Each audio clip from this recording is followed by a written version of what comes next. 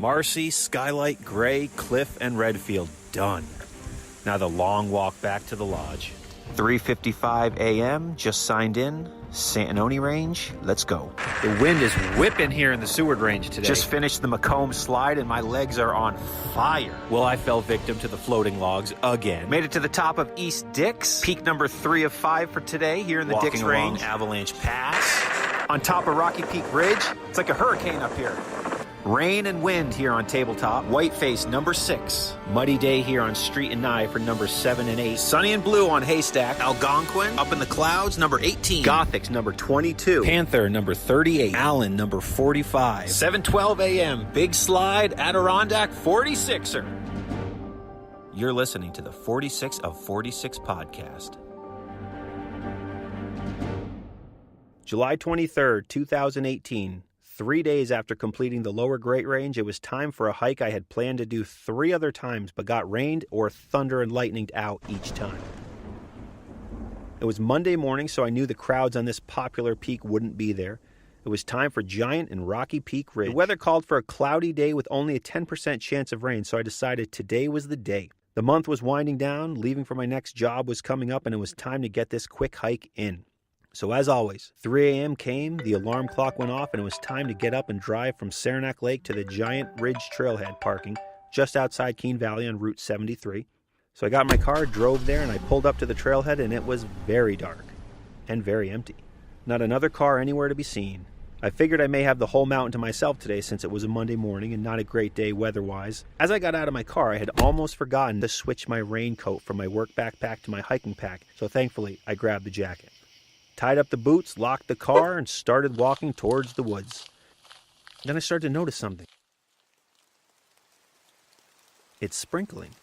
There was only a 10% chance of rain later in the afternoon, but it's sprinkling right now at 4:45 in the morning. Well, I decided just to throw my coat on anyways, assuming it would stop soon, but since I was at the bottom, I figured I might as well start with the coat on. And it turns out it would never come off. So I signed into the trailhead at 4:45 a.m., clicked on my headlamp, and began my trip up Giant.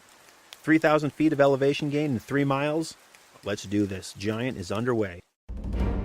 Today's hike began at the Giant Ridge Trailhead on Route 73. My plan for this 7.5 mile out and back hike with just over 4,400 feet of elevation gain was to summit Giant first via the Ridge Trail, then back to the trail split and do an out and back over to Rocky Peak Ridge, and back down the Ridge Trail back to Route 73 to my car. A nice and quick day. The trail begins with nice switchbacks and rock hopping. It's a very worn trail, so it's very easy to follow and well marked. Of course, the 1,000 hikers on this trail a year make it kind of hard to get lost here. The rain continued getting stronger and stronger, and the humidity was getting worse and worse. I eventually had to put my glasses into my pocket where they would live for the rest of the day because they were too foggy. It's especially hard to see when it's raining, foggy, and you're using a headlamp. Just doesn't work very well. Better off losing them altogether if you're able to. Unless you're kind of blind without them. So the first third of the trail up is nice switchbacks and rock hopping, and I quickly came to the Giant Wash Bowl, which is a lake of sorts which meets up with the Wash Bowl Trail coming from the Giant Roaring Brook Trailhead area. It's a cool spot to look at for a while. So I continued my climb up the Ridge Trail, hitting another trail junction about a half mile past the Wash Bowl, which was the Giant's Nubble Trail. It's around this point where this hike becomes very fun.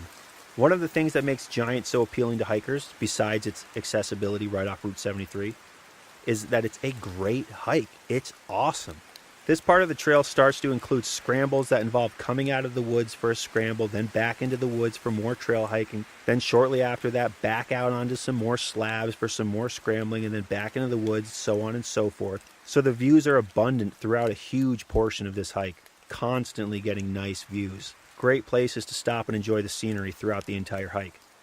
But today for me it was raining and I was up in the clouds, so no views were to be had until my descent. More in the woods than out of the woods for open rock scrambles, then back in the woods, then back onto the slabs, following cairns and trail markers up the slabs. Just an awesome hike. I was getting a little nervous, however, because how difficult coming down some of these wet slabs were going to be in the rain.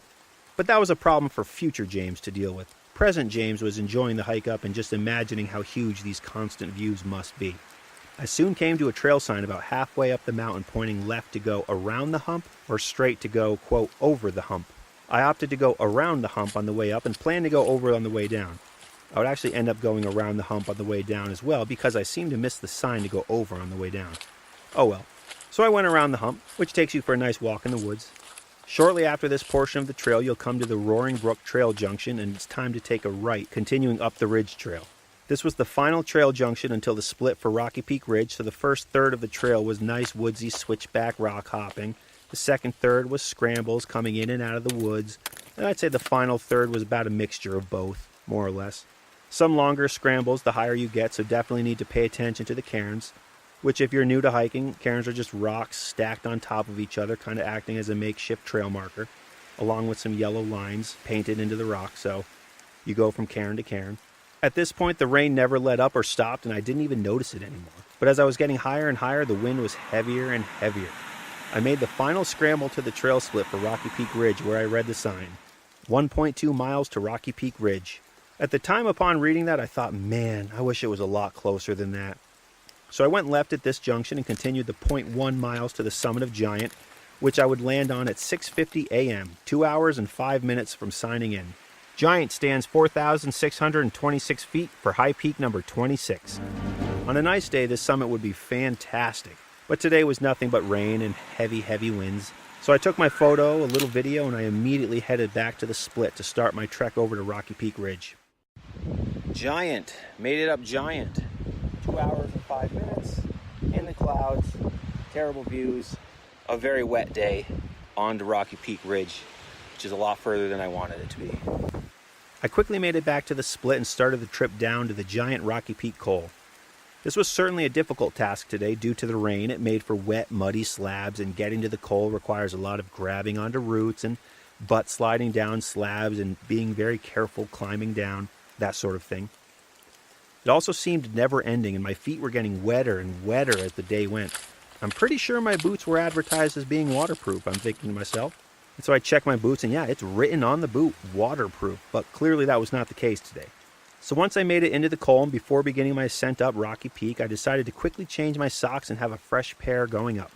So I switched them in the rain and started the trip up Rocky Peak, which was not very difficult. Not too steep, it's a nice gradual, constant climb, one that I made great time on. My feet, however, were squishing with every step. Squish, squish, squish. My new socks I had just changed 10 minutes ago were already drenched, as if I never changed them. Great. Unbelievable.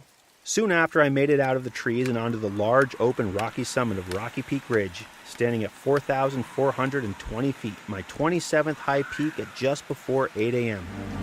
It took me exactly an hour from Giant, and then it would take me an hour to get back to the trail split from Rocky Peak, so about a 2-hour round trip from the trail junction. This summit is massive and would be an amazing place to hang out on a good summer day, but the rain and wind had picked up and even more up here than it was on Giant, so it was time to get back to my car as fast as I could because today was getting worse and worse. Just not the best day, especially now with my drenched, squishy feet. I got back into the tree line and decided to change my socks again. Yes, I had a third pair, and also my boot insoles this time. Yes, I even had another pair in my pack, because these were soaked as well. I thought maybe if I changed both, I'd have better luck. Upon taking my boot insoles out, I literally poured out water from both boots. Just terrible. So I put the new insole in and new socks, and I felt great for about 15 minutes. But slowly and surely, the squishy sound and feeling came back, and they were drenched soon after. At this point, I said, okay, I'm heading back to my car as fast as I can. If I get blisters, whatever. Who cares? Let's just go. Let's get this day over with. So after an hour of climbing back up Giant and grabbing roots, slipping on muddy slabs, I made it to the trail split. And now for the fun trek down the mountain. Down the wet slabs, hoping I don't slip and take a hard fall. Hiking solo on a day like this, on this mountain in particular, is not something I recommend because the possibility of a big fall is definitely there. And I feel there's better options on a rainy day.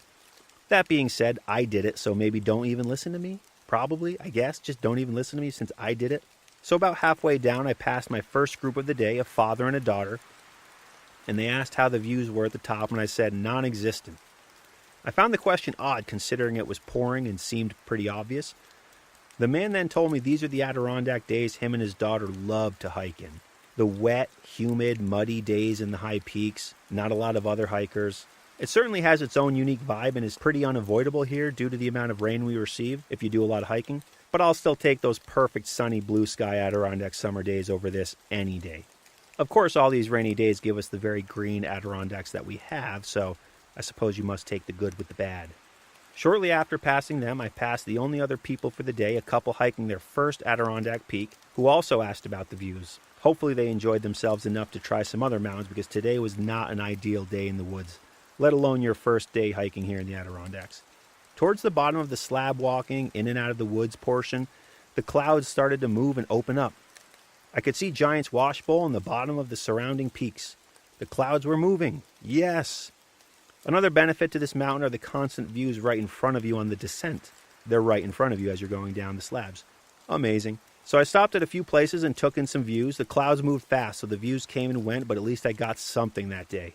I kept squishing my way down the mountain, one step at a time, one squish at a time, dreaming of being home, taking a shower, putting on dry clothes, and taking that beloved afternoon nap on the couch. I finally started to hear the road, and I knew I was near the bottom. Yes, almost there. And then I made it. I got back to my car at 10:55 a.m., totaling the wet day at 6 hours and 10 minutes, one of the shorter High Peaks hikes. And I made it out of the very wet day unscathed. No falls, just a couple close call slips on the slabs, but nothing serious. And shockingly, no blisters. It was a Christmas in July miracle. I squished for an entire mountain and had no blisters. Amazing. So another successful, albeit wet day in the woods. So wet that I would send my boots back to Timberland for a new pair on the house, and it turns out my specific boots were in fact defective. They were supposed to be waterproof.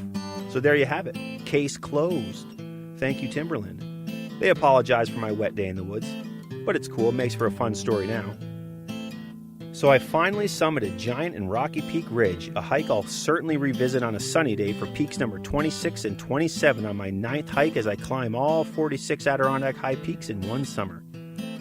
Next time on the 46 of 46 podcast, I'll head out on my biggest hike of the summer, where I'll spontaneously decide to add 2 other high peaks to the day while standing on top of the highest point in New York State. Next time on 46 of 46. Remember to always leave no trace, do the rock hop, and if you carry it in, carry it out. See you on the trail.